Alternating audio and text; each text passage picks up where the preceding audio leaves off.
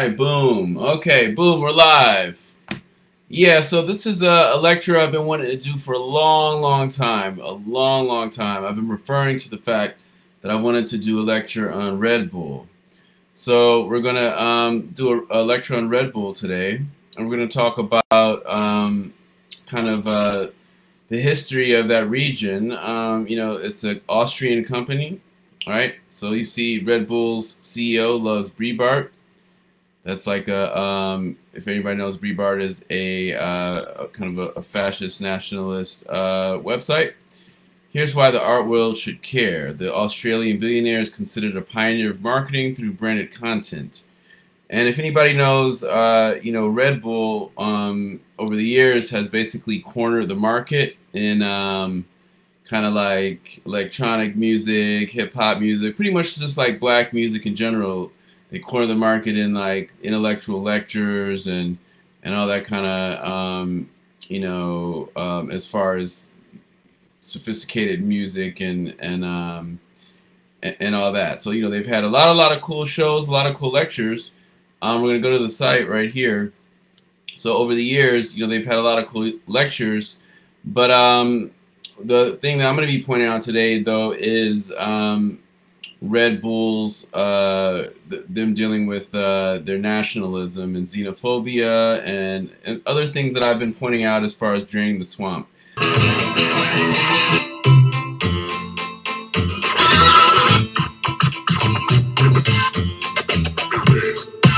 So this is a continuation of the last lecture on draining the swamp, and now we're getting out of just the turntablists. Now we're talking about the actual institutions. All right.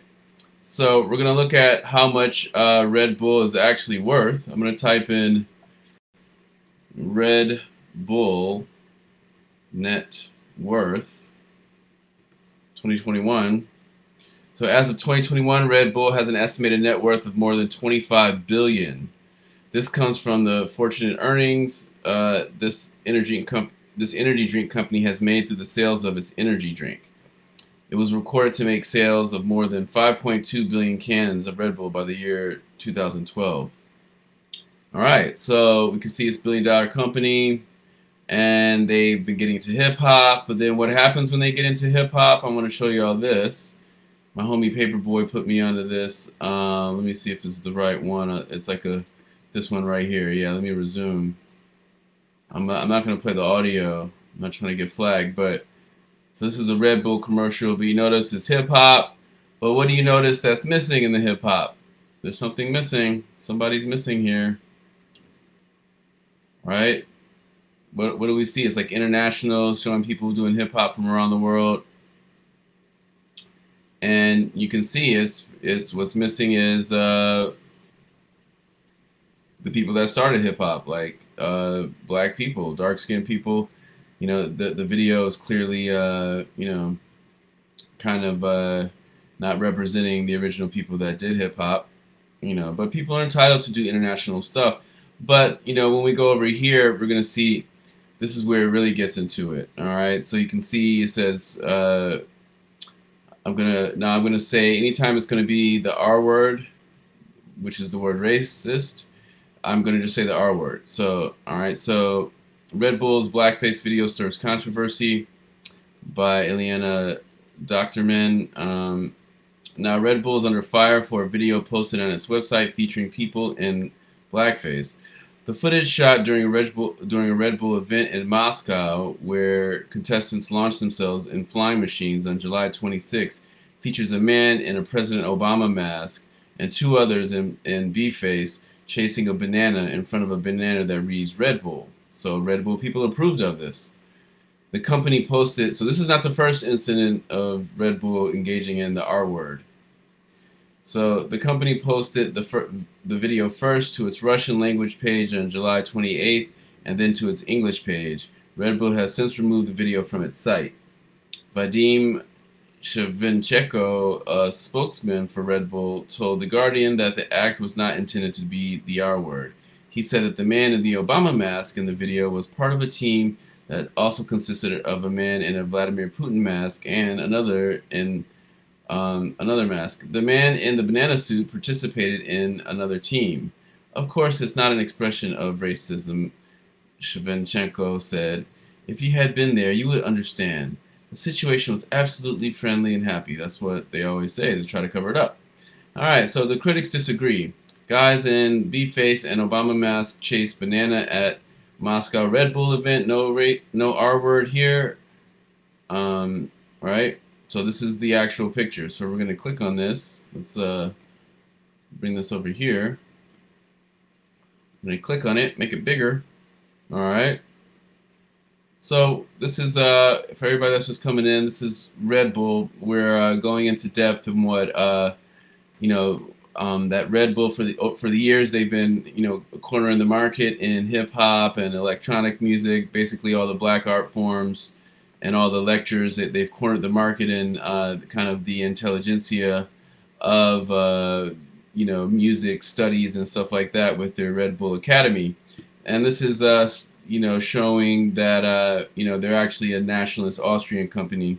Remember that Austria is the same place that brought us the people from World War II, you know, and I'm not even gonna name his name, but yeah. So we can see here, this is a Red Bull event. The guy was just from a spokesperson from Red Bull was trying to say that this was not the R word, but clearly this is definitely the R word, right? We see motifs that we've spoken about before. We did our B-face matrix lecture where we showed the history of you know, of modern times in the color TV era, the history of blackface, and then we also covered its relationship with Christmas in the EU.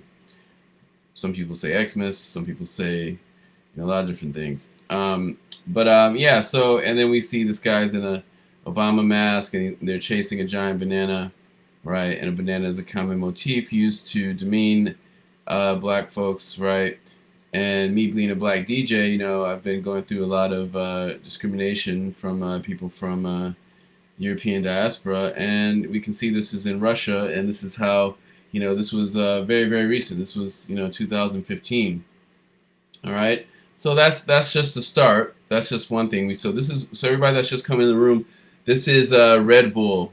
This is Red Bull showing that Red Bull has been puppeteering black music genres such as hip hop and electronic music in their lectures, but meanwhile they're mocking us and making fun of us.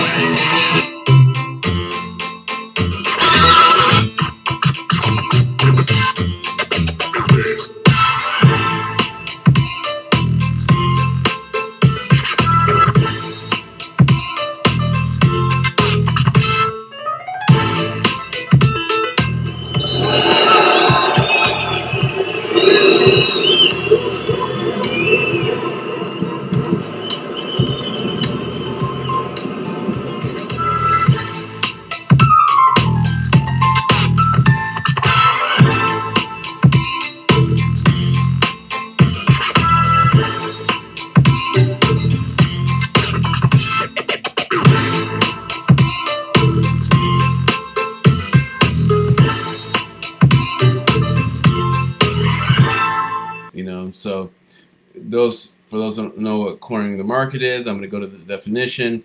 In finance, cornering the market consists of obtaining sufficient control of a particular stock, commodity, or other asset. In this case, the asset is black music, or other asset in an attempt to manipulate the market price. One definition of cornering the market is having the greatest market share in a particular industry without having a monopoly.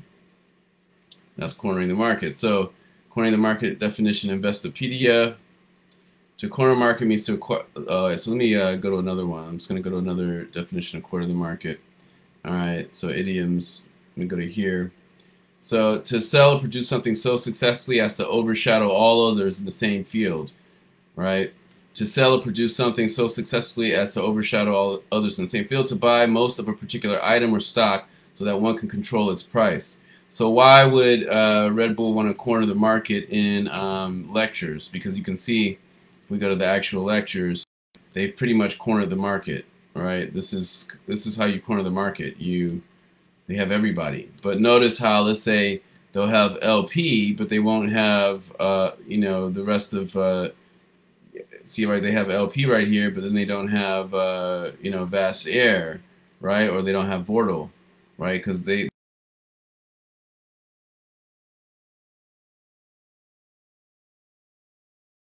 but by the time they did,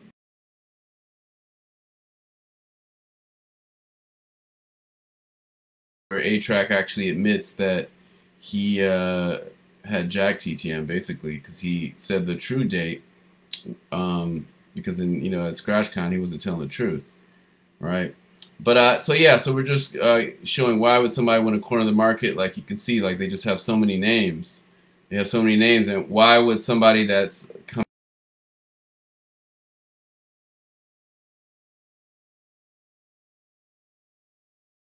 let's go back to the definition, cornering the market.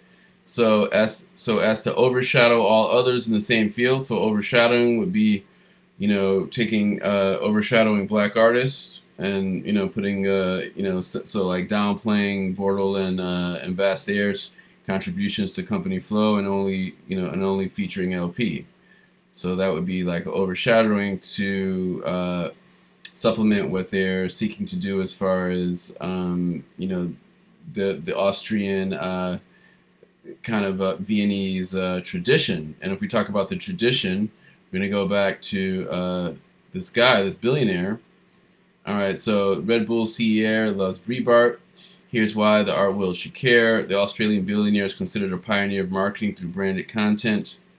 Right, so he's branding. Remember branding is like branding a cow. It's putting your logo on something. Now, so this is Red Bull CEO Dietrich Mateschitz.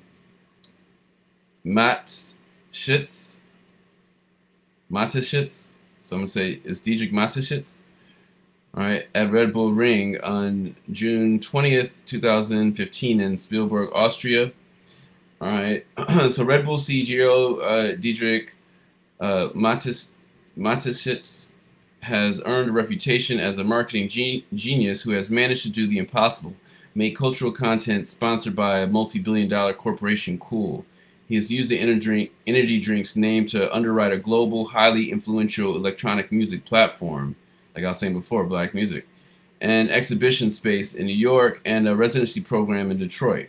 But participants in the company's forward-thinking cultural projects may be surprised to learn about the CEO's latest initiative, a soon-to-be-launched populist German-language media venture that has already been compared to the ultra-right-wing U.S. outlet Breitbart.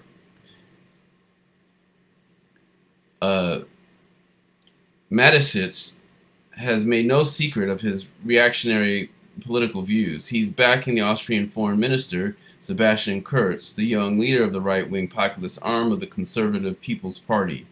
But earlier this month, he harshly criticized Germany and Austria's policies towards refugees in a rare interview with the regional Australian paper Kleine Zeitung on April 8th. The reclusive billionaire also expressed his support of Donald Trump and announced plans of his new media venture, Nahir and Die Wahrheit, Closer to the Truth, an initiative that he described as a research platform with a mission to tell the truth. It's not clear yet what the platform's content would look like, but the controversial interview, which has not been widely reported in English except for one article, unsurprisingly on Breitbart, has already divided public opinion in Austria. Some readers urge that the 72-year-old Austrian, who was estimated by Forbes magazine to be worth $15.2 billion, to get into politics. Others said his aspirations are dangerous and likened his proposed platform to Steve Bannon's former outlet. The comparison isn't too far-fetched. In the interview, Mateschitz condemned the political correctness of the intellectual elite and claimed that the Austrian government wanted the public to be scared and uncritical. I fundamentally oppose being told what to think, even if one immediately makes oneself suspicious in all directions. In America, you're branded a communist. In Europe, as a conspiracy theorist or a right-wing populist, he said. He spoke of the government's blindness regarding the refugees, regarding to a crisis as a wave of immigration into Europe, claiming that it was clear that from the start that most of the people weren't refugees at least not according to the definition term in the Geneva Conventions. He also expressed concerns about the public servants in Brussels. So there it goes again, where you have people in Europe that are, you know, being fined and being sociopathic when people are coming on boats across the Mediterranean and dying in the Mediterranean. You know, Italy's blocking a lot of those people. You know, a lot of those people are being blocked and they're dying in the Mediterranean. So, you know, they have this guy, once again, he's starting his own, you know, type of Breitbart type of site. And I hadn't even seen if it's already started yet. But we'll click on it to see, because this is going to be a thorough investigation of this. All right. Now, so now, what does this have to do with art? All right, so let me go back to his actual quote. He also expressed concerns about the public servants in Brussels, referring to the European Union, who says that countries with homogeneous cultures should vanish from the face of the earth. All right, so what does this have to do with art? Most of the Red Bull's public sponsorship activities focus on sports, including a Formula One racing team, soccer clubs, and extreme sports events. But the company also funds successful programs in the fields of arts and music. Mateschitz is revered as a marketing pioneer who has created corporate branded content that both its core customer base and wider public might want to consume. And we just saw this, right, as an example of that. It's like, what's up with that? So this is some of the content that they're producing, right? This was in one of their Russian events, you know. That's how they do. They steal the hip-hop culture, and then, you know, on one face they're like, hey, we're on your side, and then to their homies in Russia they show their true face. So let's go back. Most of Red Bull's sponsorship activities Most of Red Bull's sponsorship activities focus on, oh wait, let me go back. So I'm gonna read this again. So So let me go. So the company's most famous project outside of the sports is the Red Bull Music Academy, which is based in Cologne. Founded in 1998, Red Bull Music Academy has established itself as a leading platform in the world of electronic music and culture, which it has. Like I was saying before, they've pretty much cornered the market in it. You know, they have the most lectures of anybody, really. His activities included festival partnerships, an online magazine and radio station, club nights, and lectures by influential musicians, DJs, and performers. Ironically, Red Bull Music Academy is firmly liberal and left-leaning, but we just saw this, so it's obviously not, right? But that's what they're trying to make themselves appear, like the, you know, like they say, the wolf in sheep's clothing. So the Academy's initiatives include long-form oral histories, have influenced the politics of dance music today, and help canonize the genre's black and queer origins, right? And notice how they just don't say black. Why do they have to add sexuality within that, right? Meanwhile, in New York, Red Bull runs Red Bull Arts, a 2-floor, 12,000 square foot exhibition space in Chelsea, described on their own website as an experimental non-commercial art space. Over the past 3 years, an impressive roster of artists have performed there, including Jean Melgard, Mel Chin, and Robert Gober, right? We've never heard of these people, but meanwhile, if you look at their list, it's all a lot of famous American people that they're, you know, getting the fame from. So let's read. A number of these artists are outspoken liberal and politically active, including Deborah Cass, who created a print of a scowling Donald Trump to raise money for Hillary Clinton's presidential campaign. This list that we just went through, as far as the American ones. Like, let's say you take somebody like a Slick Rick. I think I just saw Slick Rick, right? Slick Rick is huge, right?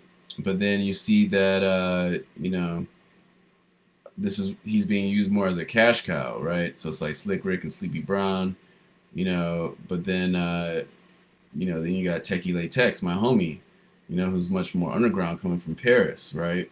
So, you know, we see what they're mixing in white and black artists, but then they're making the white artists seem more intelligent, like I was saying before with LP and you know, Company Flow. You know, they weren't ever interviewing. You know, nobody interviews Vast. You know, all right.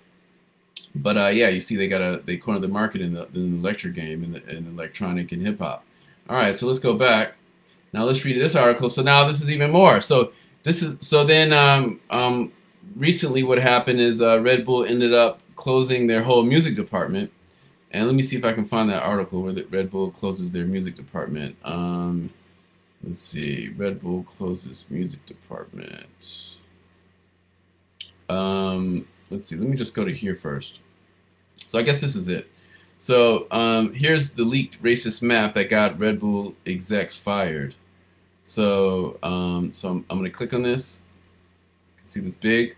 Trade sales per HC reason, 2019 split of sales. Western Europe, Eastern Europe, North America, MEWA, Latin America, APAC.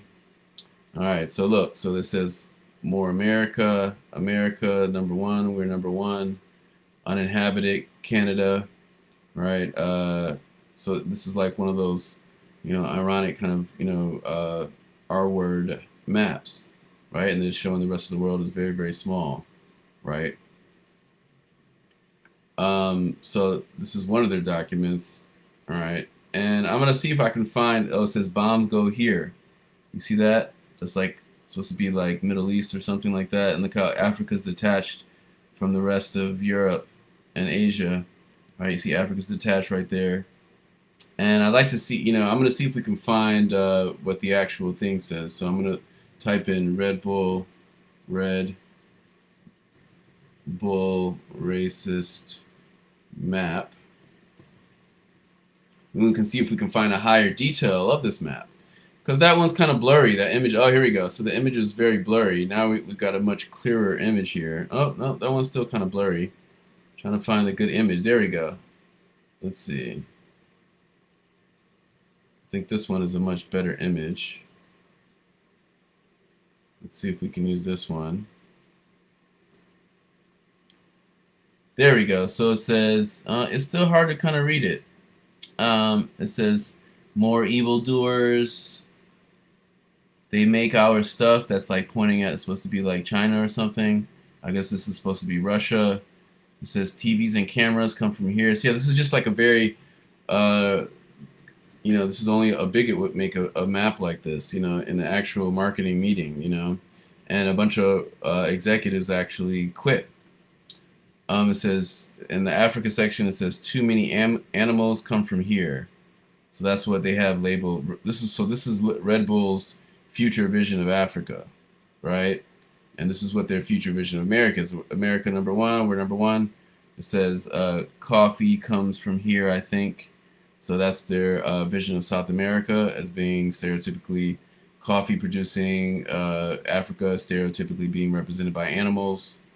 So this is the world according to Red Bull, right? This is all real stuff, and Red Bull had a very big impact on b-boy culture, turntablism, rapping, electronic music. All right, so it says and it has it says more evildoers pointed at an island off of looks like off of China, so like Southeast Asia. Like we don't know, is this Hong Kong? Is that the Philippines? Like what is that? It says more evildoers, right? And then it says it has India right here, and then it says I can't really read what this says. It says Carters or something like that. I can't see what that says. That word is kind of very, very blurry. But this one says bombs go here. And it's pointing at basically the Middle East. Could that be, a lot of places, from Turkey to Syria to, we don't even know where that is because they have Africa detached, right?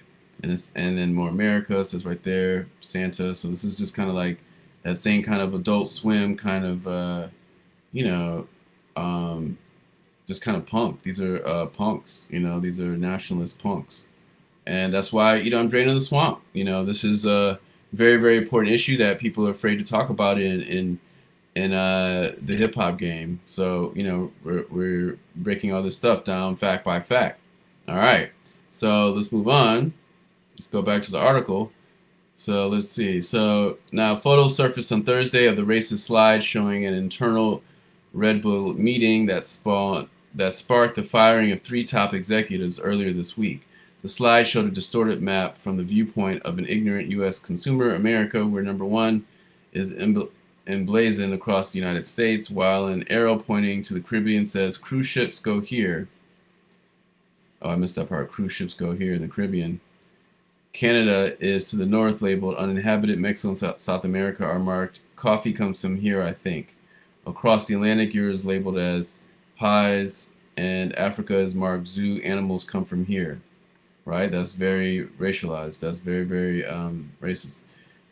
Alright, so farther east, the Middle East is labeled evildoers with an arrow pointing to the region saying bombs go here. Russia is communist, while China was labeled they make our stuff. Japan has an arrow pointing to it saying TVs and cameras. Australia was labeled kangaroos, and Antarctica was labeled cold. An oblong landmass that could be Greenland or Antarctica is labeled Santa. Notice how they didn't say the other stuff. You know, the bombs go here and all that type of stuff, right? The person in the article, they didn't even want to write about that. Employees complained to Red Bull's human resources about the map, but nothing came of it, according to earlier reports. The leaked slide comes after more than 300 Red Bull staffers signed a June 1st letter to company leaders to protest what they call the brand's public silence regarding the BLM movement.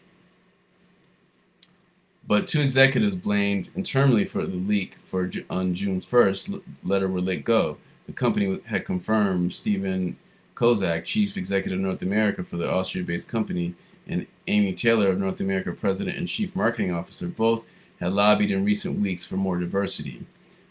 Florian Klaas, the company's head of global culture and marketing, who was responsible for the offensive slide, was also fired. All three were told that they're losing their jobs on Monday, Business Insider reported. Klaas, who also presented the controversial slide at a meeting of Red Bull's U.S. culture marketing team in Detroit in February, had been warned not to do it by U.S. colleagues. In a statement provided to the Post on Thursday, Red Bull suggested that Klaas's job was eliminated because it refocusing its culture activities, including discontinuing many of them. We reject racism in every form. We always have. We always will, the board said in a statement.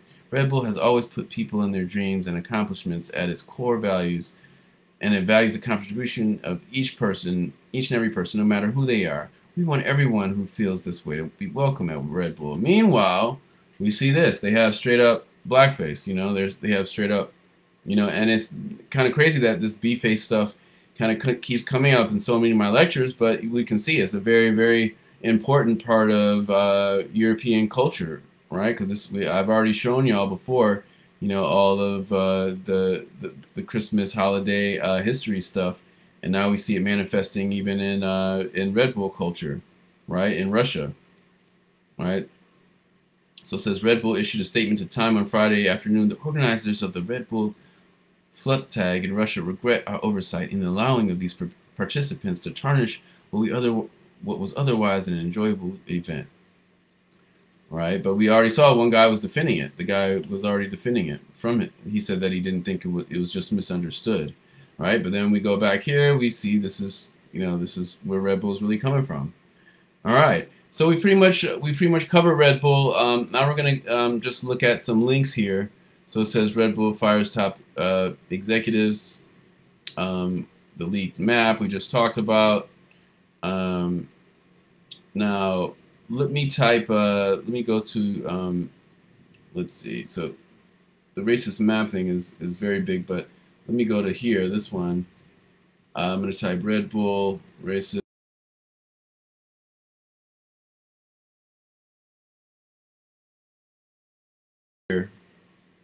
You can see like this is the thing that we were just talking about on Twitter. For those that haven't seen it, this is Red Bull once again. All right, so let me go to here. I'm really trying to find the articles about it. All right, so we just saw Time. Now let's see. I'm gonna click on this. So it says Red Bull apologizes for posting a video of people in B-face chasing a banana. Right, so they had this big Red Bull event with all these different things, and they, you know, they did some clearly racist stuff there, right? So yeah, I'm gonna scroll down some more, so you can see it. I mean, you type Red Bull racist, a lot of stuff comes up, a lot of stuff. Russia's racist Obama and bananas stunt sparks outrage, right? But this is all getting Red Bull more publicity, and we see that they call the owner of Red Bull a genius for doing all this stuff, all these political um, based things, that are targeted at the black community. Meanwhile, they're cornering the market on black music. All right, all right. So yeah, that's pretty much it. That's a pretty quick lecture. Usually these lectures take a lot longer. Let me see if there's anything I wanted to wrap up in this. So we talked about all these concepts. Let's see. Let me click on this. Yeah, we did. Yeah, we pretty much did all these. So yeah, we can wrap all these things up. But yeah, it says Red Bull Music Academy and Red Bull Radio to close this year. And earlier I wrote, good news, the proven fascist company Red Bull will end its attempts at cornering the market on youth music. Don't forget the owner is a right-wing anti-immigrant jerk who recently started a right-wing website. Also, let's not forget Red Bull actually used the face at an event they did in Russia. See, all facts that we already proved.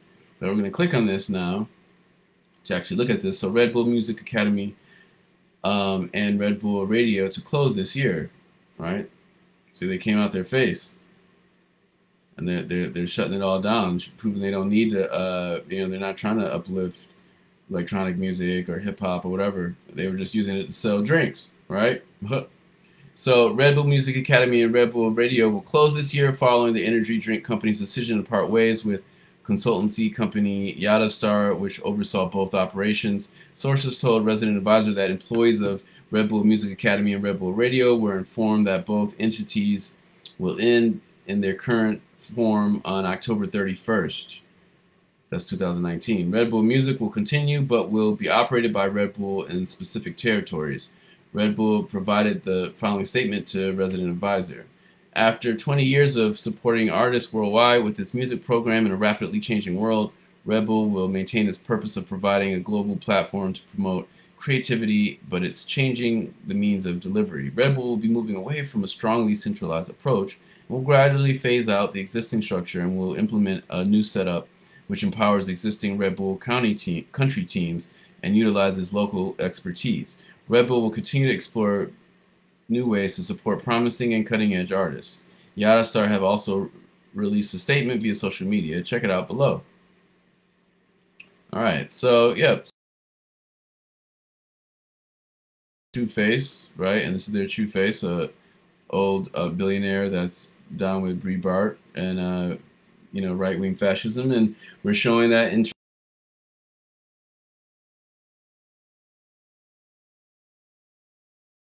type like, let's say, Jeff Mills techno racism, and I type, let's see what comes up. Now, so he had a whole reaction. He had posted like a black fist or something. A lot of his fans came at him at the end of last year, right? But maybe let me type Juan Atkins. Juan Atkins.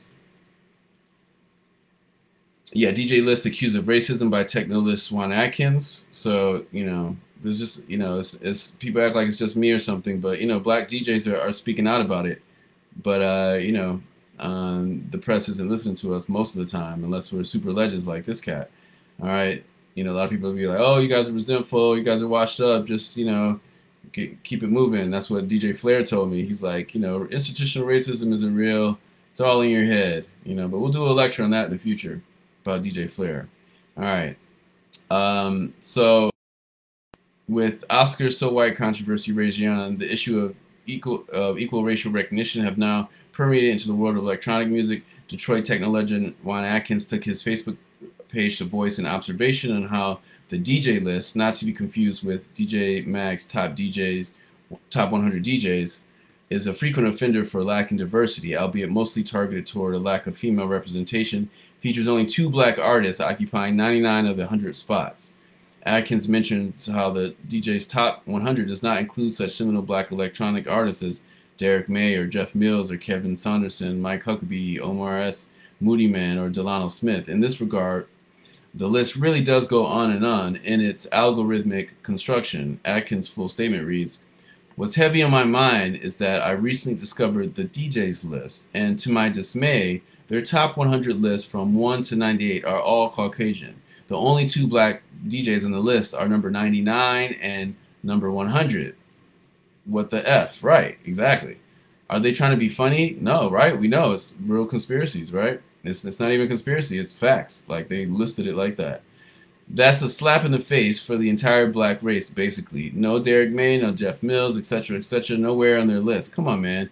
It's 2016, and there's no place in DJ culture or anywhere for that matter for racism. And I'm not going to stand idly by and watch this ish go down right before my eyes. So I hereby announce that I will lead the crusade for the DJs list to be destroyed, dismantled, deleted, and replaced. And what they probably don't realize is that they're doing it to themselves. See, he's talking about draining the swamp.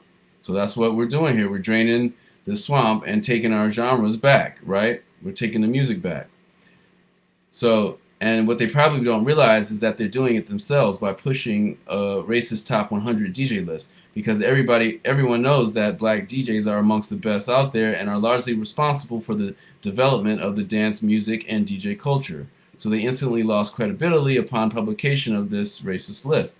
I couldn't even sleep thinking about this BS. So big F you and goodbye to the DJ list. See ya, wouldn't want to be ya.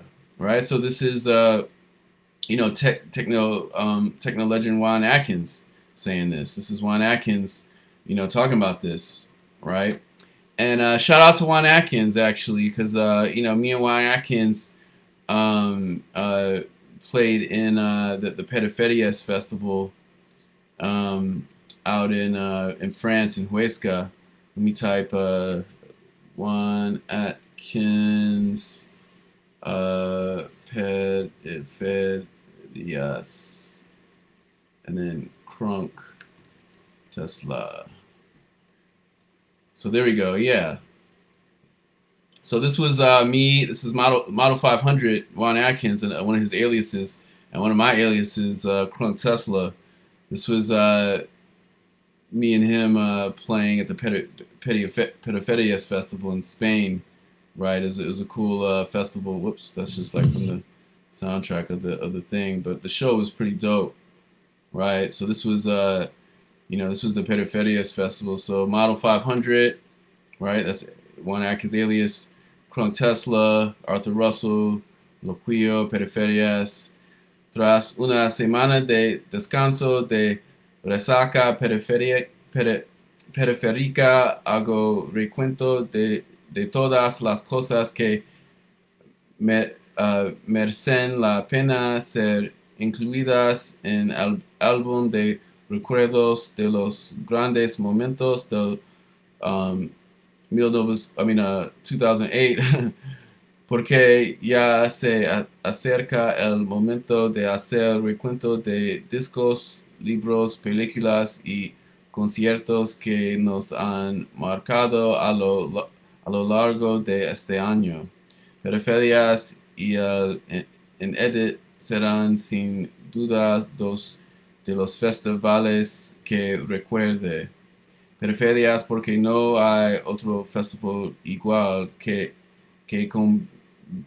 combine riesgo, vanguardia, diversidad estilística, so different styles, disciplines, variants. Right, so, you know, this is shout out to the woman that put this show together. You know, she was, you know, trying to be diverse and represent. This is me and Warrior Queen. I put Warrior Queen that night. Shout out to Warrior Queen. You know, I flew her out from the UK to perform in Spain that night. This is a little clip of it.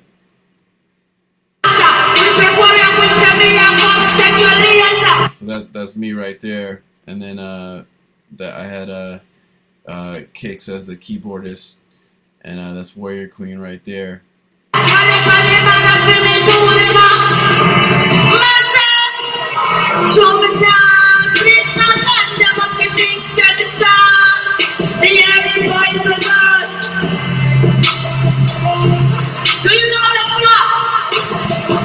Right? that was her doing that, you know, that hit she did with the Bug, that song, The Bug, her big hit with The Bug, right? But you know, she doesn't get gigs if she's not performing with like The Bug, or you know, having a European male DJ. You know, she told me that herself. So that's, you know, for heads, you know, to, you know, coming up in the industry, you're a black male artist. Sometimes if you don't have a white DJ, you're not going to be lit into certain circles. And you know, Warrior Queen told me that herself. You know, they won't. A lot of times they won't book Warrior Queen by herself. They're only booking Warrior Queen if, you know, she has like an English DJ, or you know, some project with some English cat, right? They're not gonna just book her on her own, you know. But yeah, you know, I got booked for that festival, so I was like, yo, let me bring Warrior Queen out, and I brought Warrior Queen out, and but yeah, so Juan Atkins, you know, he was telling the truth, and you know, he's a real cat. Got to chill with him and his crew when we got booked to this festival. But yeah, so for those Crunk Tesla fans out there, yeah, I got more Crunk Tesla music coming out. Yeah, so that's pretty much it. You know, we did this whole Red Bull thing. All right, now this is in addition to the lecture, we're going to talk about what cash cows are. And as it relates to, this is Red Bull, and we're going to show the world's first 40 DJ cipher. But, you know, once again, they only invited like maybe 3 black DJs out of 40 DJs, when scratching is a black art form that came out of black culture in New York. All right, so so right now what I'm saying is they're using Jazzy Jeff, who's a legend in the scratch game. They're using him as a cash cow. And so a cash cow is a business, investment, or product that provides a steady income or profit, right? So usually people divert the money from the cash cow to other parts of the business. Kind of like when AOL and Time Warner merged. Time Warner was the cash cow and AOL was the newcomer. And, you know, so they're using the cash that Time Warner made over the decades, and, you know, they've used that to fund AOL's new businesses. All right, so they take the money and they give it to the stars, the question marks, and the dogs. So the cash cows will create the money. So you can see, so this cash generation is high, and market growth rate is low, right? So it's like, you know, Jazzy Jeff is getting a lot of new fans, but he's not getting as many new fans as, you know, newer artists maybe. You know, let's say you take a, you know, like an artist like Travis Scott or something. Right. So yeah, so they take the money from the cash cows and they move it to the other group. So the question marks are the ones that aren't making money, but they've got they got a lot of buzz, right? So this kind of goes to like Motown too, where you know, they were taking money from other groups, other cash cow groups, and putting it into Diana Ross as the star. Right, so that happens, you know, all throughout the industry, but that typically happens when you see like a flyer where, you know, there's only one black artist, or, you know, the artist is the big name that's the draw, and then everybody else under that artist are the ones that are kind of cashing in on that cash cow or that star. Right, so let's go back. So this is the world's biggest scratch cipher. You know, so we've already ascertained that Red Bull is a fascist company, right? We've seen their policies defending what they did in Russia and among other things. All right, so we're gonna play this. All right, and you notice they show Jeff a lot.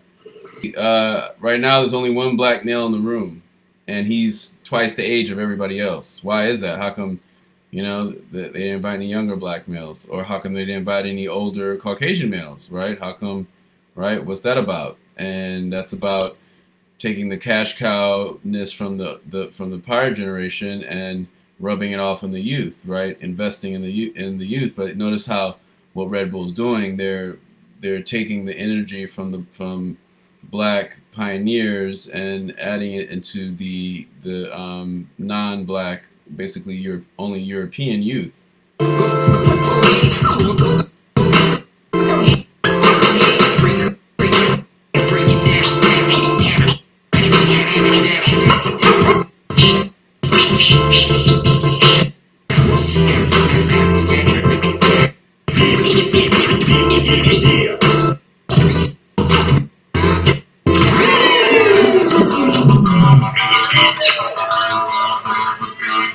And now, boom, so look who we're here. Now we have another half of the room. It's like, okay, that's the traditional kind of down-tempo kind of beat. We had Jeff on the, Jazzy Jeff on the transform, you know, doing the transform melodies, right?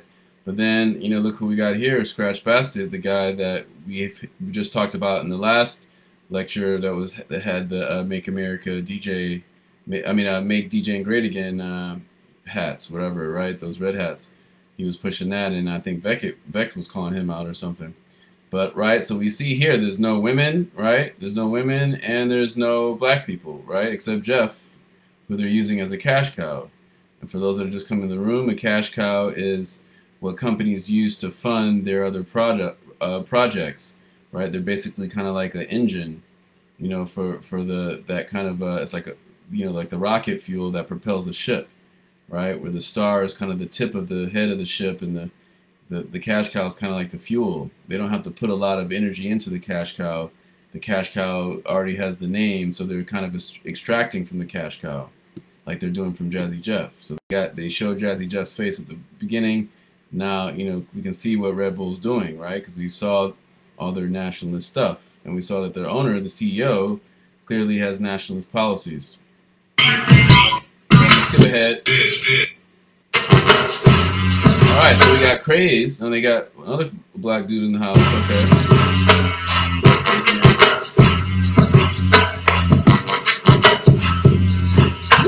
So far that's two black people out of 40.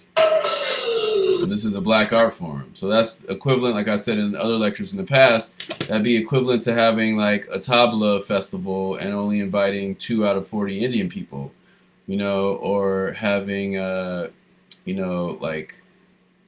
type of cultural thing and only inviting 2 people from that original culture is called is clearly a form of kind of colonizing that particular culture and distorting the things as far as opportunities within that festival or event like this. Right?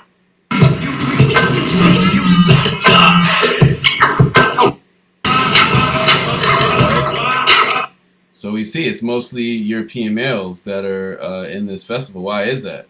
You know, and notice, you know, they're not letting brothers get on and do like, you know, tones and pitches, and you know, a lot of times within racism, they over the past, you know, 30, 40, even 50 years, they've tried to make it seem like, you know, black people are just doing music off the top of their head, and it's not like complex or very melodic, it's very crude or whatever, and then Europeans come in and make things melodic and more intelligent. That's why, you know, they say intelligent dance music when they're talking about Caucasian artists.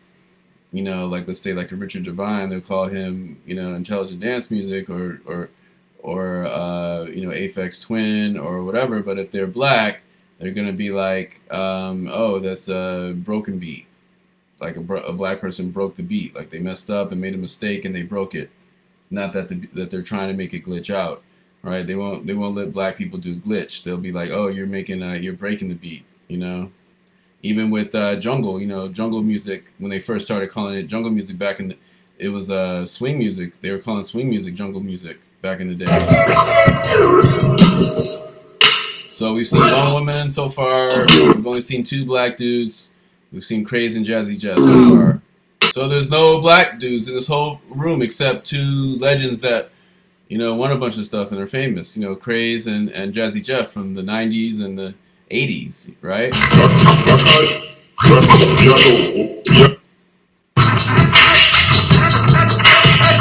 We got the whole Scratch Pickle crew here. That's dope. But you know, we can see that there's something's going on.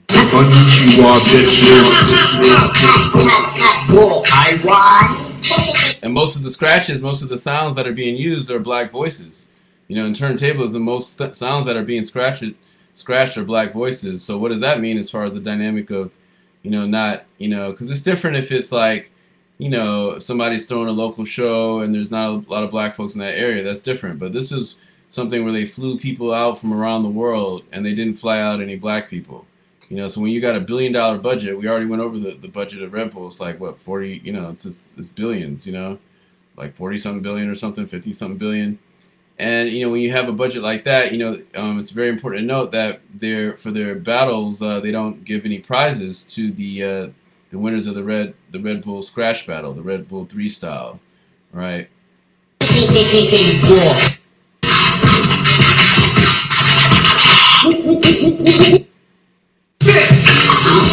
So that's 2 black DJs out of 40.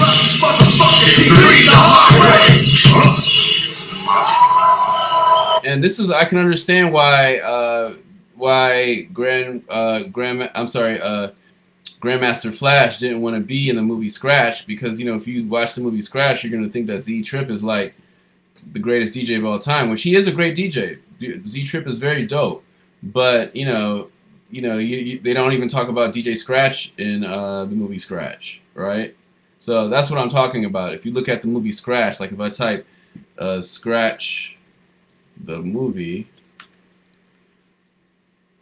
and I click on Scratch the movie, let's say I'm going to click on the IMDb, let's see the names of the DJs that come up first. See, look at that, A-Track, right?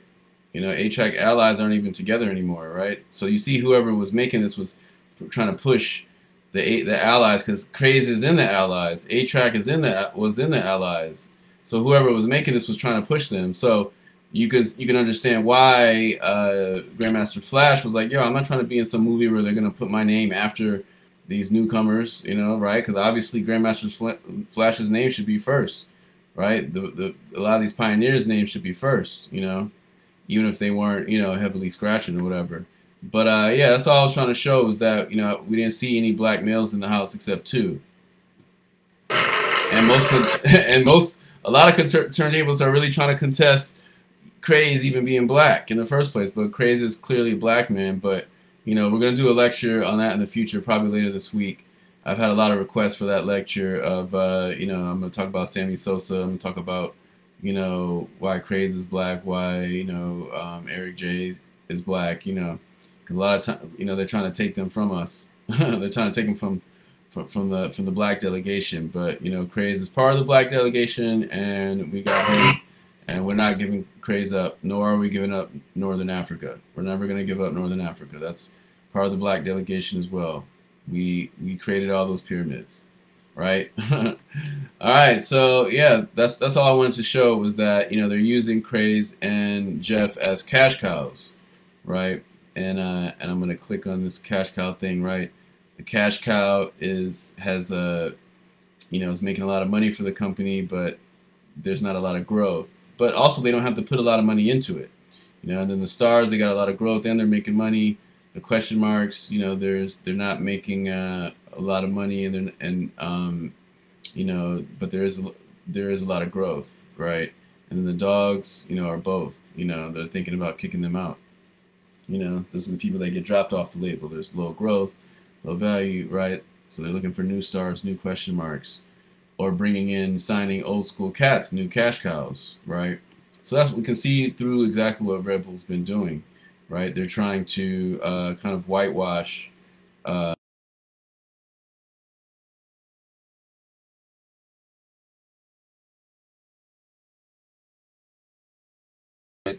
turntablist events anymore, right? And if, you know, we want to talk about Tokyo and Japan, let's go to, let me type in blackface Pokemon. So if we go to blackface Pokemon, we can see and Japan in itself, you know, has a lot of racial issues that they've got to do. Future thing that I'm going to be doing too is, you know, focusing on blackface in the Asian world. I didn't do that in any of my other lectures yet. I just dabbled in it, but, you know, I'm going to have a whole page or two in the Blackface Matrix series where the foreign countries are covered, as well as one that shows all the cartoon stuff, right? So we can see, like, these characters are, you know, would never fly in the is permitted, because there aren't any, you know, ACLUs or, you know, black organizations, you know, pressuring institutions or whatever, you know. Not to say that ACLU is a great organization, but I'm just saying, you know, there's no pressure happening out in Asia. So yeah, we see stuff like this, right? And these are Pokemon, right? So it's it's very very important to recognize that, right? And like I was saying before, if you type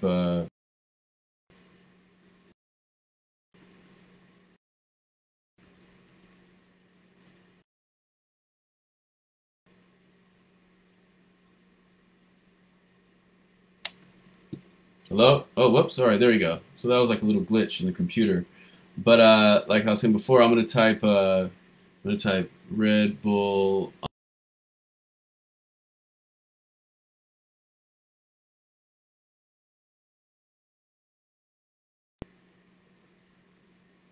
So yeah, world's biggest crash battle. I'm just gonna look at the thumbnails, right? No black DJs in the thumbnails.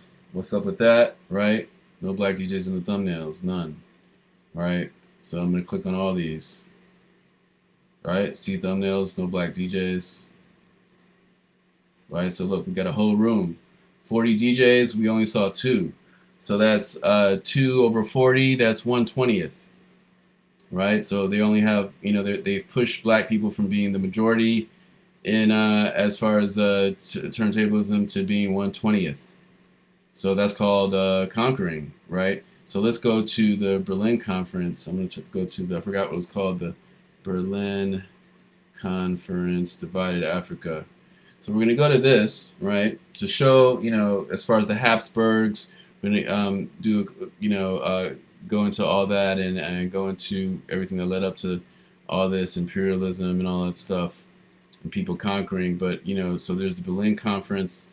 The Berlin Conference of 1884-1885, also known as the Congo Conference or West Africa Conference, regulated European colonization and trade in Africa during the new imperialism period and coincided with Germany's sudden emergence as an imperial power.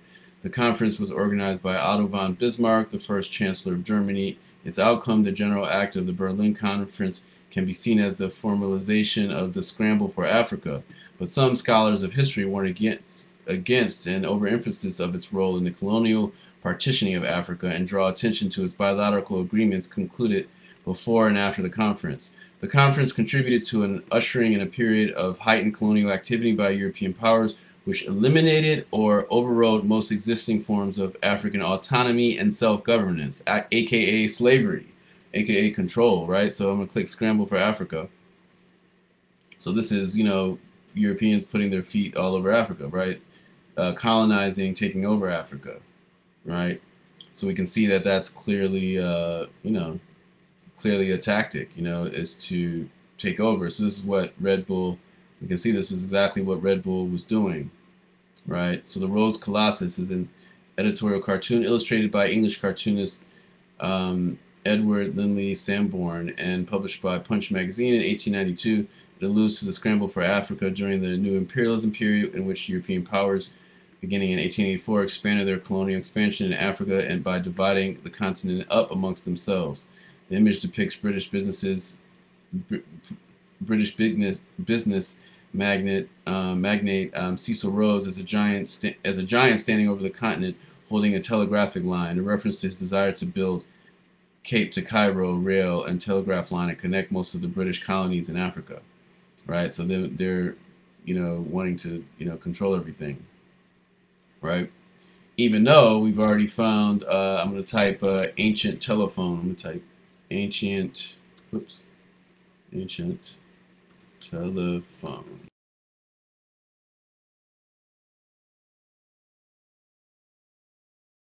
I just saw this article recently.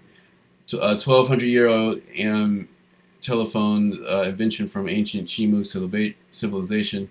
So if anybody that's ever got a wire and got some a tin can, you can actually make a rudimentary telephone with that, right? Through the vibration of just like how vinyl vibrates and the stylus vibrates and makes it go through the speakers. The same thing happens with any type of object that you can vibrate, and a cord will vibrate through it if it's the right type of cord and the right type of cup. A 1,200-year-old telephone, a marvel of ancient invention, surprises almost all who hear about it. Reportedly found in the ruins of Chan Chan, Peru, the delicate communication artifact is known as the earliest example of telephone technology in the Western Hemisphere. The seemingly out-of-place artifact is evidence of the impressive innovation of the coastal Chimu region, of the Chimu people in the Rio Moche Valley of northern Peru. Ramos Matos, and curator of the National Museum of the American Indian, told Smithsonian this is unique. Only one was ever discovered. It comes from the consciousness of an indigenous society with no written language. And so a man dressed in the Chimu elite outfit. So how was the Chimu telephone made? The early telephone appears to be a rudimentary speech transmission device, much like the lover's telephone that has been known for hundreds of years, but which became popular in the 19th century. The old lover's telephone was usually comprised of tin cans connecting with string, used to speak back and forth and mostly seen as a novelty. However, the ancient Chimu device, described as an instrument, is composed of two gourd tops bound with a length of cord. The gourds of 3.5 inches long are coated in resin and act as transmitters and receivers of sound. Around each of the gourd bases is a stretched hide membrane. The 75-foot line connecting the two ends is made of cotton and twine. The simplicity of the device disguises its archaeological implications. The enigmatic ancient communication device is from the Smithsonian. So the mystery of the precious ancient telephone, the one-of-a-kind artifact reportedly predates the earliest research into telephones from 1833, which began with non-electric string devices. They show like something like, oh, they're bringing something to Africa or wherever. A lot of this stuff they already, stole from ancient civilizations. A lot of these things were already there. A lot of these technologies, and we're going to be finding over the years that more and more of many modern discoveries actually have, ancient roots. All right, so that was just talking about the scramble for Africa, and as that relates to Red Bull and the scramble for hip hop and turntablism. So this is the scramble for hip hop, basically. All right. So yeah, that's it. That's pretty much it. I just wanted to show the thing. This is the 2.0. If I would have had this when I so this is their big circle, their scratch cipher 2.0. I'm trying to maybe 20. I'll probably let me skip ads. This is Poland, so this we're gonna see how many black DJs. Okay, once again they got Jeff opening the door, so he did open the doorway to all these cats, right? All right, and once again he's the cash cow. Welcome to the DJ. All right, so boom, we got one black DJ right here, so that's two. 1, 2.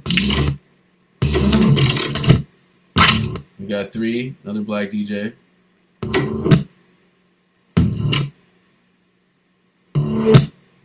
Got 4, we got Craze. Maybe the other guy we might have just passed. Let's see, let me go back. This cat might be black too, but I can't tell. Let's see. So that's 4. So that's 4 black DJs. This sister here, she's black. From, she's Algerian. DJ Emmy. She's very, very sick. And that's it. So we have 5 black DJs out of about 40. So the first one was about 2 over 40. This one's about 5 over 40. So 2 over 40 is 1/20th, right? 5 over 40 is going to be 1/8, right? So yeah, so 1/8 black, 1/20th black is what Red Bull is pushing. All right. But yeah, so let's just look through this and how they even market it.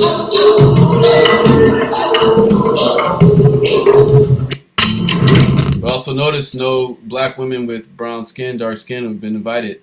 Shout out to Emmy, but Emmy is also very light skinned, and there's not that many dark skinned people being invited to these things.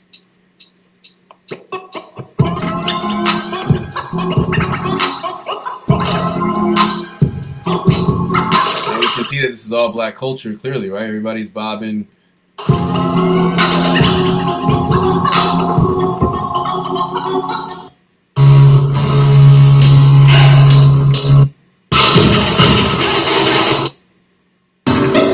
Right, so we're not seeing black DJ scratching though. 1 or 2.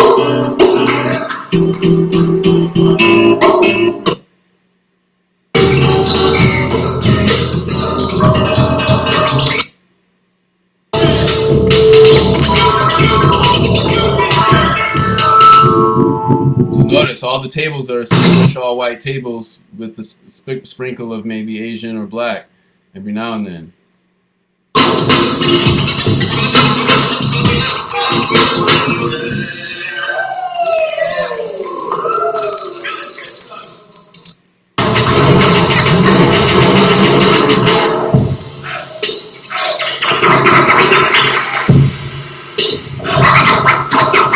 And they're showing it like it's representing diversity or something. They're showing all these flags like, oh, look, it's diverse. But if it's all European males, it doesn't matter if they're showing all these flags.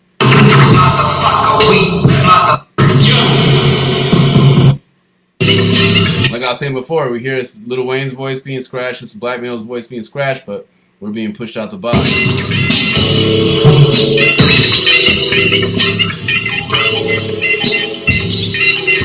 And they put the black DJ in the back. He's scratching right now, but you can barely see him right now. One dark skinned cat besides Jeff.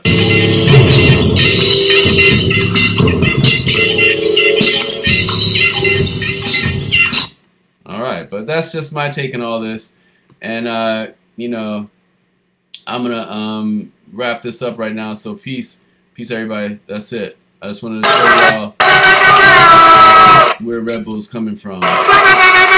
And with the seemingly what we can see as I wouldn't even call it agenda. It's just the history of what Red Bull's done, and their history is clearly kind of a scramble for turntablism.